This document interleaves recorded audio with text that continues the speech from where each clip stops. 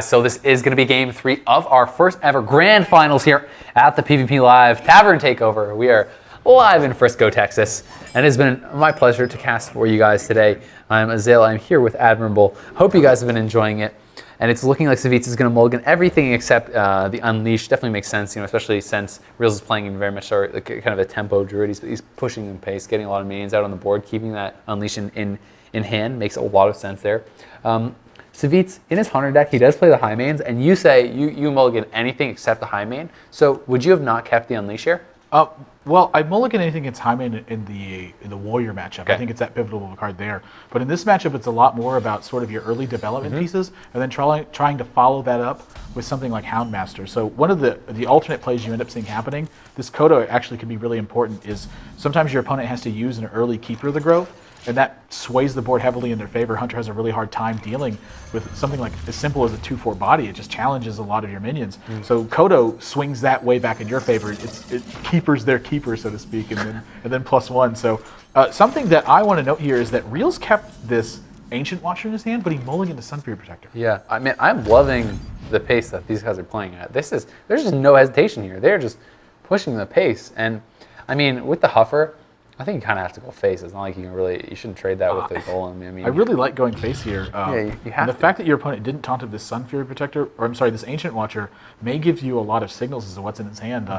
Keeper is a good response to this Huffer no matter what. Yep. So you might as well force him to either use a charge of his Harvest Golem, or make sure that he can't silence his Ancient Watcher and begin attacking for 4. But he's gonna go for that. Yeah, you got to silence his Ancient Watcher. So pretty simple play there. I guess he was digging for this Ancient Watcher, but he's got 3 minions on the board now. And Unleash is available. Right, he's got to be concerned with Buzzard Unleash, but I think that he is aware enough to know that it's not going to occur every percentage of the time, and he's willing to take that risk going into this turn because he's got a huge board presence coming in here. What do you like about the Hyena Unleash and just buffing up that Hyena? Especially because he did just play a Keeper. Right, I actually like it a lot because he just played the Keeper. Had you not seen this Keeper instead, it makes you a lot more confident. Yeah, I would almost be certain that you have to play the Stampeding Kodo here, but given the fact that that did happen, you have a little bit more power against it. But in my experience of this matchup, Unleash ends up being a really critical card to save, so that way when you use Buzzard, you're able to kind of overcome the advantage that Druid has got from having naturally more mana-efficient cards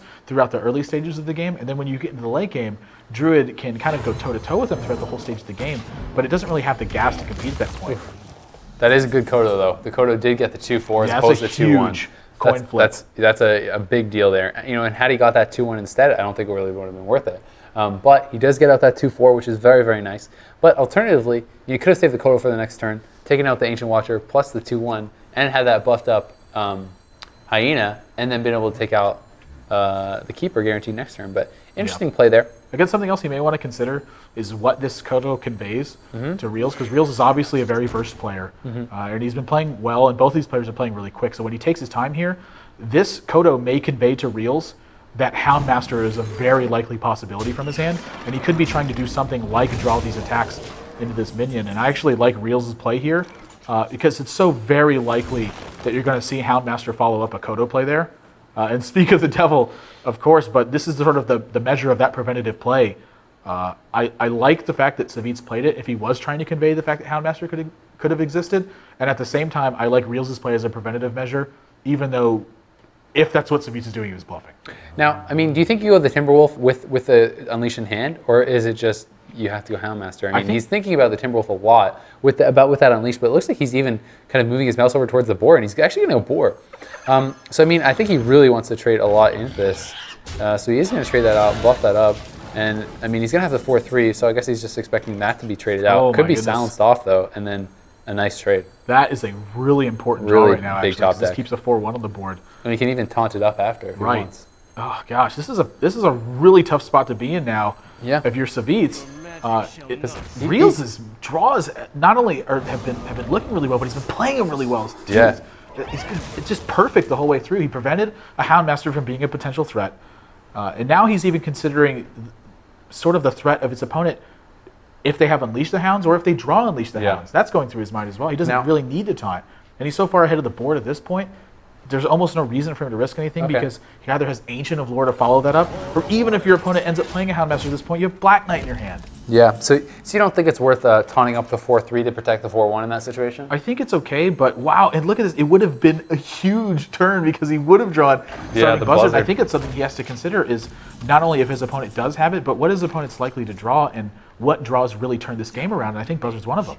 Yeah, so, I mean, now in this situation, since he's already nervous about that, does he just attack face and then end turn, or does he go for the heal or the draw cards? I mean, he could draw cards here, but he already has... I think he's got to draw cards. Because at this point, he's definitely digging for... Well, Force of Nature is one of them. Oh my god. Savage Roar is certainly the other, but not only that, but this is also 8 points of damage to the face, and now Savjz is looking at this. 6 with his Force of Nature, even without the Roar. Right. Plus, he has his hero power. But you're going to see a ton of cards drawn here, though. Oh man, this could be the turnaround, especially with the Timberwolf already there. He can throw out the Stone Tusk. Oh my god, double unleash the Hounds. I'm not even sure he needs it at this point because he's got this Savannah Highmane, which is going to draw him 2 more cards. It's going to kill that Ancient of Lore. You're looking...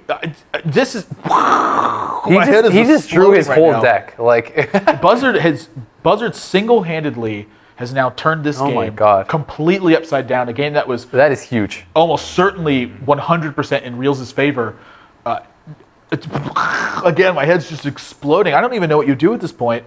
Because you have so many options to draw so many cards. Like there's so many draws that change your hand. Ooh, Crocolisk, interesting. A little bit weird, but I guess get value from your minions while you can. Unleash is still going to be a fine card later on, but this Crocolisk is likely not going to be able to be used. So I'm not opposed to playing it, but I think if you're going to play it, one of the things that you want to see first is I'd be really surprised if this 6/5 didn't crash into this 5/5 before that happened. Yeah, I mean double card draw for sure. So it's looking like he wants the Hunter's Mark the 5/5 and just kill it off with a beast. But in that case, will we see the Timberwolf come out? The River Croc going to come out, and I mean, does he just bore here to be able to take out the one with a Hunter's Mark? He could do the 6/5 into the 5/5, do one of the 1/1s into that, then Hunter's Mark the 4/3, and do trades like that, and he can clear that way. There's so many different options, but I'm thinking it's going to be 1/1 into that, Hunter's Mark maybe on the 4/3, and then the 6/5 into the 5/5. But he could also go face. I mean, there's lots of options. And he could also, Hunter's Mark the okay, so it's going to be that. Yeah, I like this play a lot because if your opponent ends up having Keeper, he can deny 2 card draws from you as well as the 2/2/2s. Oh my god. I think it would have been foolish to just attack a power minion and try to get more value out of it. I'm not even sure the draws are relevant anymore at this point. Yeah, so but he probably Hunter's Marks this, eh? He's got a Hunter's Mark this and cleared, I think. He could trade all 3 if he really wants. I'm actually not opposed to holding it because he's got this Leroy and this Unleash in his hand. He's going to just need room on his board, and this Hunter's Mark could serve a lot of utility in the future. Say if his opponent ends up having an Ancient of War or uses a Mark of the Wild on something like a Cairn. Yeah, I don't mind trading those 3/1/1s at all, and that's what he's going to do. I like this a lot better. I think it's a pretty solid choice. The more you think about it, also the more hedges you like a lot against swipe, so that's something he wants to keep in mind as well. For sure. So, I mean, he is going to have. I mean, in this situation, do you have to desperation Force of Nature almost, or do you just kill? Okay, so he's gonna kill the Buzzard, and then do you think you just Battle Cry, do the 2 damage to kill off another one? Yeah, I like this 2 damage here. Okay, because, I like that. It's getting a lot of value out of your minions that otherwise aren't going to be having a ton of value. But again, your opponent's drawn so many cards that do you even have a relevant play here that ends up swinging this game back in your favor? Because what he wants to look at is he wants to draw this Savage Roar coming up soon and hope that his opponent's in lethal range. But with the way that your opponent's developing their board and this gigantic hand that they have, I'm not sure that there's like a context to be able to do that ever. The Kodo could be a big deal if he gets that 2/4 with the Kodo. It could be huge. Yeah, Stampeding Hodor definitely going to be doing work here. Yeah, Just doing what it does. Big stupid guy that kills stuff. Yeah, and there's a lot of plays here though. He's looking at Leroy. His Animal Companion's fine. He has these 2 flares in his hand, which he certainly wants to be using if he can. But he has too many pieces in his hand to develop to be able to use these flares. Now, what do you think about if he goes for this and he gets the monkey with the buff? Okay, he didn't get it. I was gonna say if he got the buff monkey and he drops Timberwolf and then Unleash. Oh god, he gets that, and he's gonna even Hunter's Mark, so he can even keep his Croc alive. And he has a huge board now. He has still an Unleash, still a Timberwolf, still a Leroy. How do you get out of this if you're Realz? I mean, do you think it's just okay? I was thinking, okay, so do you think he's gonna go charge? I'm not sure there's like a combination of his cards. I like this play though, but I'm not. Whoa! Oh, so he's just trying to set up for the banking kill on his last card there. He's saying it's got to be Savage Roar next turn, and I have to not die as well.